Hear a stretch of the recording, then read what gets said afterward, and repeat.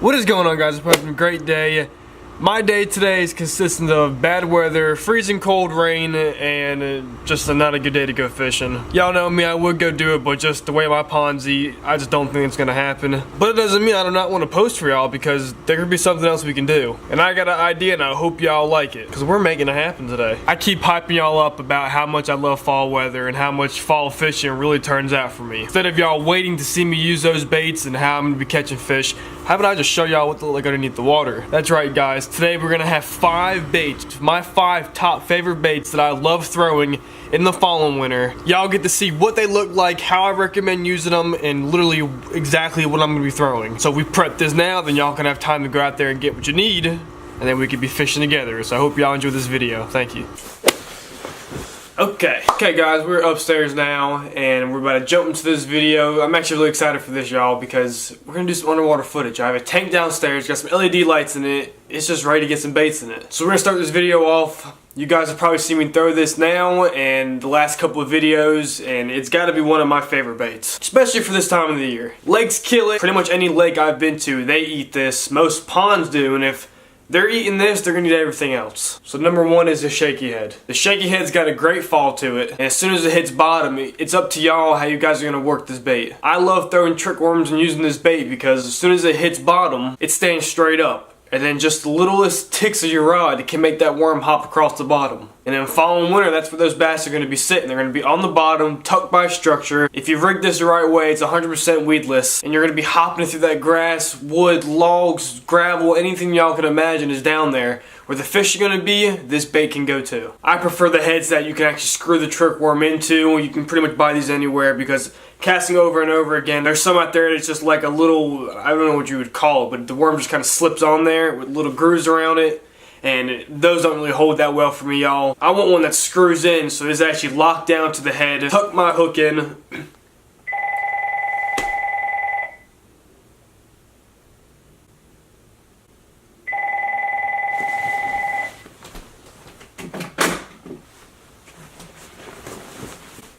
There's so many colors out there. Zoom to me makes the best. They're a little bit overpriced, y'all, but they're tough and the colors just go check them out, y'all. If the water's clear or murky, anything stained, there's a Zoom worm out there that will go on the shaky head and it will make the day worth it. It's a super finesse bait, y'all. It catches fish and I'm gonna be throwing it in the fall and winter. And I highly recommend y'all do too. You saw the way it looks in the water. That's how I work my bait, but when I have my actual rod in my hand, y'all, I can do so many things with this bait that make the fish bite, and that's why I'm successful in the fall and winter. And that's why I want y'all to be too. So, got any questions?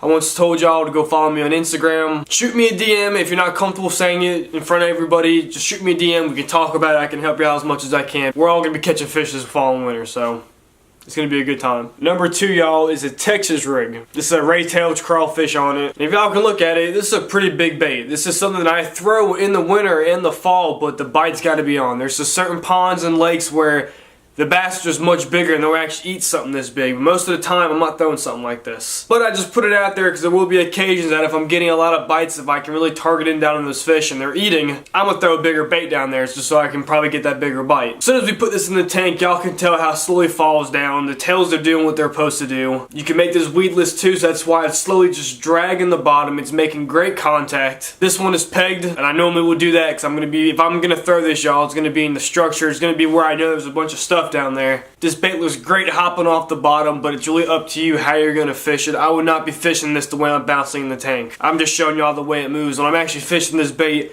it is gonna be dragged so slow that I don't think y'all even understand. And those are more tips and techniques we're going to talk about how I'm going to be successful catching fish out there. This is a great bait. There's so many different brands of crawls, worms, anything you guys want to throw when you go out there. I like a small, compact bait, and a crawfish pretty much does that for me, y'all. So that's what I've thrown and throughout the years I've been doing this. It's a great bait. You're going to see me throwing it a lot, and we're going to be catching some fish on it. Number 3. Now this is where we're going to get into more of my comfort zone. This is a speed crawl. Super small bait. It's only 3 inches. And it's funny that sometimes I'm throwing something even smaller than this. I'm throwing sometimes Texas rigs that are not even 1.5 inches.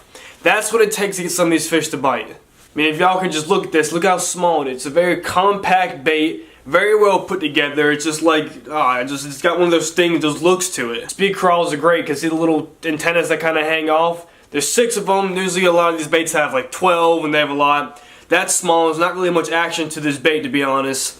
If y'all can see, I kind of rip my tails a little bit more just so they grab on the gravel as I'm pulling it. This is what it takes, and it's hard to admit. You guys probably don't fish in the fall and the winter, and your mouth might be open right now because I'm literally throwing stuff smaller than this. If you get those fish to bite and they're dialed in, you can throw any size bait. But most of the time they're sitting there. Bass don't move throughout the day in the winter. If you guys want to explain why, I'll just try to remember about that at the end of the video, but I really want to tell y'all why, but I want to keep on going to these baits. Once again, it's great bait, very compact. I'll throw the speed crawls, the more finesse baits more than the actual big crawfish. But like I said, it varies in the bite, y'all. If they're eating it, then I'm going to throw a bigger bait. Number 4. This is a super small Keitech. This is a 3-inch on a jig head. This bait is great because this is what I'm really mainly kind of throwing right now in the fall because all those fish are trying to bulk up and trying to eat.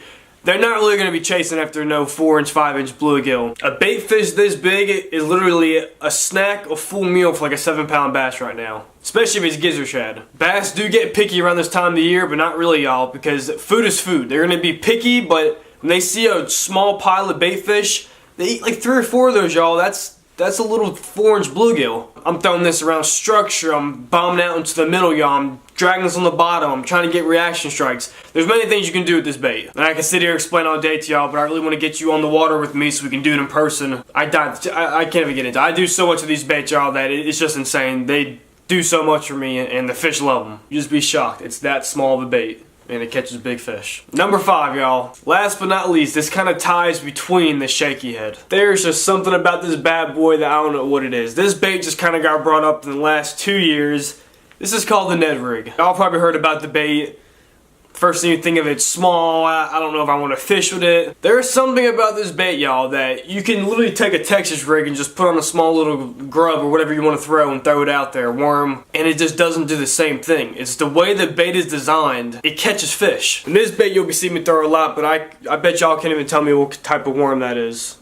I have plastics, y'all, that are probably over 40 years old, and these are some of them. The most craziest molds you can ever think of, and they catch fish. It's something that most anglers can't go and buy, and that's why I stocked up on them when I had the chance, and now I got millions of them, like absolute millions. But the Ned Rig was designed for finesse. It is probably the smallest bait you can buy out there for like a bottom bait, y'all. Its purpose is made just to hop up and down off the bottom, go through in between little cracks and logs down there, and because the worm is so small and the jig head is actually so heavy, it's staying straight up. And there's any small current blowing in the water, if there's anything down there, the worms are normally so weak and like flimsy that it kind of just makes a motion. And it's something about this bait that just catches fish. Like I said, most fish are going to be on the bottom of the lakes, ponds, wherever you're fishing. So they see something this small hopping across the bottom, they're going to eat it. A 10-pounder will eat this, I promise you. That goes with all of these baits. There's not one bait here, y'all, that's going to be the best. Most of the time I'm going to have all these tied onto my rod. There's going to be a reason why. As soon as I figure out the first hint of what they're going to be eating, that's when the game plan starts. I mean, she's got a weed guard, a thick hook, like it's just a small finesse bait, but it whoops butt. Every single time I throw it. It just goes to show with all these baits right here, y'all, you gotta master them how you fish them. They're all good baits here, but just tying one on and just casting it out, yeah, you're trying, well, that's the best way to catch fish, y'all, but you gotta go out there. That's why I drop these baits in the tanks all the time, just to keep on looking at how I can make these baits work. How I can be different from all the other people that are pressuring that pond. How am I gonna fish the bait different from what they did? And it becomes a science. Once you figure that out, it never stops. Fish are smart, y'all, but you're smarter. There's ways to work around the techniques of what they know to what we know. And just hands down right here, these 5 baits are going to help you do it. But now since y'all have seen all 5 of these baits, I hope y'all enjoyed this video. Oh yeah, it reminded me, before we leave this right here, y'all, I want to explain to you why maybe these bass are kind of eating these baits. So when winter hits, like I said in all my videos, right now the fish are trying to start to target small groups of bait fish on the banks. They're trying to bulk up. Right now these fish know that it's going to get cold soon and we need to group up. So right now if you go down to your local pond, you'll see bass in 3s and 4s working together to try to crowd the minnows. And if y'all look at the bank, the minnows are this big and there could be 5-pounders behind them. They're all trying to eat those small little bait fish. And the reason why they're not going after big meals that they would in summer and spring, because they're not looking just for that giant meal, they're looking to bulk up. If I wanted to bulk up, would I eat one giant meal? Would I consistently eat good meals 5 times a day? That's how you're going to get your mass. They want mass to survive. So when they see something like this crawling in front of them, they're going to think that's a 4-inch bluegill. every little piece of meat and flesh is food. I didn't go over all the baits that I throw in the winter, but this is the majority of them, y'all. I need a bigger tank to throw. I throw some movement baits, I throw some jigs. That's a different story. When they're biting jigs, y'all, that's gonna be a good day. If they're biting jigs, you can throw all this away and just throw a jig all day and probably get a bigger fish, but for the majority, I'm trying to relate to the ponds that y'all probably fish, the lakes too, so the ones I'm going to be fishing are going to be pretty hard. So these are my 5 go-to baits. I really hope y'all enjoyed this video. Like I said, follow me on Instagram, Lipton Bass TV, no spaces, same on YouTube. Shoot me a DM, send me a text, y'all. Do what you got to do. I'm willing to answer any of y'all's questions. I know it gets tough out there, so if you guys are kind of embarrassed to say what's going on or you're just confused about something, I was once there, so do not feel embarrassed to send me a DM or something, y'all, because I'm going to be there to help you. And because it's going to get so hard in the fall and the winter, sometimes I might do a couple meetups. We'll all go fish a pond or something. That would be pretty fun. Get you guys on a bunch of fish. But I need the support and love, y'all. So just leave a comment down below. Let me know what y'all thought about this video. I think we're gonna wrap it up right here. I had a blast filming this today for y'all. I hope you guys like this little spot right here. We can do more talks. I got a nice light on my face right now. It's kind of blinding me, but I'm here for y'all. That's a wrap. We're gonna end it right here, guys. And the video's right here, y'all. Give me a click, give me a share. Let me know what y'all thought about it. If you want to support me in the future, hit that subscribe button right here. I really appreciate it, guys. Fall fishing's coming up. I hope y'all are getting ready for it. I know I am. I'll see y'all later.